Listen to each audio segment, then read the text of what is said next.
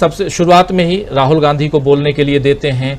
लालू प्रसाद यादव जब अपनी बात खत्म करते हैं तो राहुल गांधी पे अपनी बात रखते हैं, और उससे गांधी जब पहुंचते हैं सदाकत आश्रम में तो वहां कह रहे हैं कि दूसरों से भी और लोकसभा में गायब करके इस पार्टी को यानी बीजेपी को वो एक आवाज दिखाई दे रहा है जिस आत्मविश्वास को उन्होंने दर्शाया था भारत जोड़ो यात्रा के दौरान, और उसके बाद कर्नाटक उस आत्मविश्वास में और भी जो कहें कि एक नया तमगा उसमें जड़ दिया हो।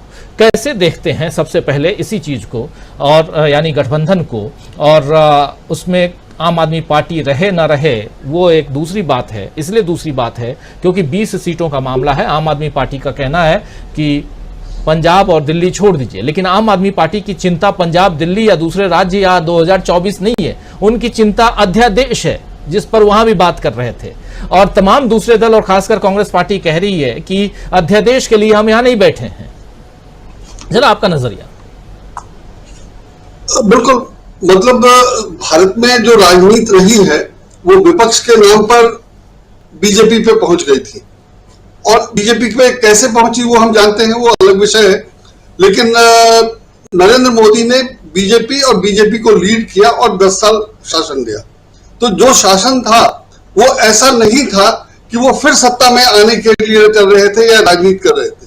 जो दिखाई दे रहा है या जो सब लोग समझ रहे हैं वो ये था कि बीजेपी को या संघ परिवार को बेसिकली कहना चाहिए, मैं हमेशा संघ परिवार ही कहता हूं, कि वो उसका आधार बने, उसको मजबूत किया जाए और भविष्य के लिए उसको तैयार किया जाए। मतलब एक तरह से कांग्रेस तो भारत में है ही है, 100 साल से है, और टूटने अलग होने के बावजूद जो कांग्रेस बची है वो गांधी नेहरू परिवार की कांग्रेस है। जो अलग हो गया तृणमूल कांग्रेस और एनसीपी, वो भी कांग्रेस ही है, लेकिन वो अलग हो चुका। तो फिर भी भारत को राष्ट्रीय स्तर पर नेतृत्व देने वाली पार्टी कांग्रेस है, इसमें कोई दो राय नहीं है। और बीजेपी अब एक प्रमुख विपक्षी दल के रूप में आ गई थी। नरेंद्र मोदी ने अगर ढंग से सरकार चलाई होती और ढंग का काम किया होता, ढंग से मेरा मतलब यह है कि वो पॉलिटिकली देश के हित में काम कर रहे होते, तो शायद स्थिति दूसरी होती। पर वो उनका काम था सिर्फ बीजेपी या विपक्ष, तथाकथित विपक्ष को मजबूत करना, जो उन्होंने किया, और वो अलग बात है। अब उसी का खामियाजा सामने है कि इन्होंने सत्ता में रहने के लिए या सत्ता में जो इनके विरोधी हैं उनको कमजोर करने के लिए, इन्होंने ना सिर्फ राहुल गांधी को पप्पू बनाया, इन्होंने ये भी कहा कि जो काम कर रहा है, जो काम कर सकता है, या जो उभरने वाला नेता है, जो अच्छा विरोधी बन सकता है, उसको पहले ही कुचल दो। उसमें मैं कन्हैया से शुरू करूंगा, और जितने लोग, और ये अपना मनीष सिसोदिया, पी चिदम्बरम, जो भी इनके अच्छे विरोधी हो सकते थे, इन्होंने सबको बाकायदा कुचलने, कमजोर करने का प्रयास किया। तो ये सब स्थिति बनी है कि अब सब लोग चाहते हैं कि भाई बीजेपी किसी तरह सत्ता से बाहर जाए, और इसमें सब लोग एकजुट हैं। अगर इतने सारे दल आम आदमी पार्टी को छोड़ के सब लोग एकजुट हैं तो ये बड़ी बात है। यही साबित करता है कि ज्यादातर लोग मोदी के या बीजेपी के या संघ परिवार के खिलाफ है। ये तो प्रूव हो चुका। अब रही बात राजनीति की, तो अगर आम आदमी पार्टी इस मौके का फायदा उठाना चाहती है कि कांग्रेस ये कह दे कि हम उस अध्यादेश का विरोध करेंगे, और कांग्रेस अपनी राजनीति में ये नहीं कह रही है कि हम करेंगे, कांग्रेस की राजनीति बाकायदा वो बता रही है कि मुद्दा नहीं है। मुद्दा तो ये है ही नहीं ना, मुद्दा तो 2024 का चुनाव है। लेकिन आम आदमी पार्टी चाह रही है कि इस मौके पर उसको ये आश्वासन मिल जाए कि कांग्रेस अध्यादेश का विरोध करेगी, तो नेचुरली आम आदमी पार्टी का भी कद बढ़ा होगा कि देखो हमने कैसे हरा दिया, हमने सबको एकजुट कर लिया, और यह सबको ये आम राय बना ली। तो इस तरह से अगर कांग्रेस राजनीति कर रही है, अपनी रही है, तो आम आदमी पार्टी भी कर रही है, और दोनों की राजनीति हम लोग देख रहे हैं। ये होना ही था। मतलब अगर आम आदमी पार्टी कांग्रेस को करके, जैसे दिल्ली में उसने कांग्रेस को भी विस्थापित किया है और कांग्रेस को विस्थापित करके वो आ गई है, तो अगर वो चाहती है कि वो इसी तरह बढ़ते हुए देश भर में छा जाए और कांग्रेस का विकल्प बन जाए, तो वो फिलहाल नहीं हो रहा है, ये अभी दिखाई दे रहा है। और बीजेपी अगर छा गई थी तो वो नाकाम रही, ये भी दिखाई दे रहा है। मैं इसको ऐसे देखता हूं, और मैं इसे सिर्फ बीजेपी या नरेंद्र मोदी के नेतृत्व की खराबी या कमजोरी मानता हूं, या रणनीति की खराबी कमजोरी मानूंगा कि उन्होंने ऐसी हालत बना दी कि इतना विरोध हो रहा है और सब लोग एकजुट हो गए हैं। और जहां तक आगे की बात है तो अभी तक यही चलता था कि विपक्षी सरकार आती थी या दूसरी सरकार आती थी तो जो पहले सरकार में था, सत्ता में था, उसको परेशान तंग नहीं किया जाता था। ये अलिखित अघोषित समझौता था और चल रहा था, सब लोग जानते थे, सब लोग समझते थे।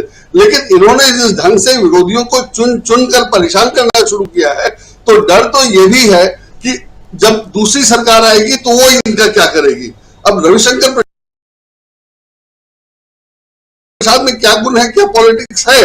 अगर होता तो वो क्यों सब मंत्री बनाते और क्यों हटाए जाते और क्यों कभी प्रवक्ता बनाए जाते, क्यों नहीं बनाए जाते, तो सब समझ में आता है। तो इसलिए इन लोगों का डरना बहुत ही स्वाभाविक है। तो कुल मिलाकर जो राजनीति इन लोगों ने कर दी है या राजनीति का जो स्तर कर दिया है वो अंतर्राष्ट्रीय स्तर पर महसूस किया जा रहा है और अंतर्राष्ट्रीय स्तर पर वैसे ही प्रतिक्रिया या जवाब दिया जा रहा है। तो मैं इसको ऐसे देखता हूं और मुझे लगता है कि ये होना ही था। ये होना ही था। लेकिन सुनील शुक्ला जी, किस रूप में आप देखते हैं? लेकिन सबसे बड़ी चीज कि जो विपक्षी एकता की हम बात कर रहे हैं, उधर प्रधानमंत्री नरेंद्र मोदी की भी, लेकिन थोड़ा सा उसको भारत के नक्शे में देखते हैं। जरा ले आइए स्क्रीन पे कि कैसे, कहां, कितनी सीटें और कौन कौन से राज्य। देखिए आप, उत्तर प्रदेश की 80 सीटें, बिहार की 40 सीटें, फिर पश्चिम बंगाल की 42 सीटें, झारखंड की 14, तमिलनाडु इधर 39, केरल की 20, महाराष्ट्र की 48 सीटें, फिर दिल्ली की 7 सीटें, इसके बाद आप इधर देखिए पंजाब की 13 सीटें और जम्मू कश्मीर की 5 सीटें। अगर आप देख रहे हैं तो ये मोटा मोटी आपको जम्मू कश्मीर से 2 नेता पहुंचे थे, उमर अब्दुल्ला और महबूबा मुफ्ती। फिर पंजाब से भगवंत मान पहुंचे हुए थे। भगवंत मान आम आदमी पार्टी के नेता हैं और वहां के मुख्यमंत्री हैं पंजाब के। दिल्ली से आम आदमी पार्टी के संयोजक और दिल्ली के मुख्यमंत्री केजरीवाल पहुंचे हुए थे। उत्तर प्रदेश से आप देखिए पटना पहुंचे हुए थे अखिलेश यादव। बिहार में तो सारे नेता हैं ही। इनके अलावा पश्चिम बंगाल में ममता बनर्जी पहुंची हुई थी और झारखंड से हेमंत सोरेन पहुंचे हुए थे, स्टालिन पहुंचे हुए थे तमिलनाडु से। केरल की बात अगर करें तो यहां पर सीताराम येचुरी का नाम यहां से ले सकते हैं। और इधर महाराष्ट्र में जो महाविकास अघाड़ी है उसके 2 नेता पहुंचे हुए थे महाराष्ट्र से, दोनों यानी कि एक शिवसेना से उद्धव ठाकरे और उनके बेटे भी, और साथ में इधर शरद पवार और उनकी बेटी सुप्रिया सुले और तमाम दलबल के साथ ये तमाम नेता। आप स्क्रीन पे देख रहे हैं कि कैसे अलग अलग राज्यों के जो आंकड़े, और ये पूरा जो है अगर मिलाएं जोड़ेंगे तो आपको लोकसभा की 308 सीटें दिखाई देंगी। अब जरा इसको हटाइए और सीधा सर जी के पास में आते हैं। सुनील जी, इन आंकड़ों पर आप देख रहे होंगे सुनील कि लगभग साउथ से लेकर के नॉर्थ तक और ईस्ट से लेकर वेस्ट तक तमाम जगहों के लगभग नेता यहां पहुंचे हैं, मौजूद रहे हैं। ये जो बीच में आप देख रहे हैं, और क्या घबराहट दिखाई दे रही है